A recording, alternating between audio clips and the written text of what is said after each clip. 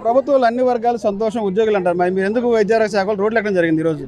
వైద్య ఆరోగ్య శాఖని ఎప్పుడు ఎవరూ పట్టించుకోలేదండి. అందుకే ఈ విధంగా ఈ సంవత్సరం ఈ రోజున మేము రోడ్డున పడాల్సి వచ్చిందండి. గత ప్రభుత్వంలో ఆదివారం కూడా మేము జీతాలు తీసుకున్నామండి. మాకెప్పుడు డిలే అవ్వలేదండి. ఫస్ట్ 5 మంత్సే కానీ తర్వాత అనేది డిలే లేదండి. ఈ విధంగా మేము 4 నెలల నుంచి మేము జీతాలు లేవు అని పేపర్లో పడుతుంటే ఎవరికి కనపడట్లేదా అండి? ఏ అధికారి మా పేపర్లు చదవట్లేదా? మేము ఇచ్చిన రిప్రజెంటేషన్స్ ఏమవుతున్నాయండి? ఏమవుతున్నాయి? ఎక్కడికి వెళ్తున్నాయి? పేషీలు ఎందుకున్నాయి? ఐఏఎస్ ఆఫీసర్లు ఎందుకున్నారు?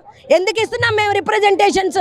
ఈ రోజున అందరం ఎండలో నిలబడే పరిస్థితి గవర్నమెంట్ ఎందుకు తీసుకొచ్చిందండి? వాడుకోవడమేనా, శ్రమని దోచుకోవడమేనా అని నేను ప్రశ్నిస్తున్నానండి మీడియా ముఖంగా. 4 నెలలు జీతం లేదు, మరి మీ కుటుంబాల పోషణ ఎట్లా?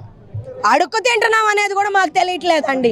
ఇక రోడ్డును పడి పిల్లల్ని వేసుకొని అడుక్కు తినాల్సి వస్తుందేమోనని ఏ రోజుకి ఆ రోజు అప్పులు కూడా ఎవడు ఇవ్వట్లేదండి మాకు.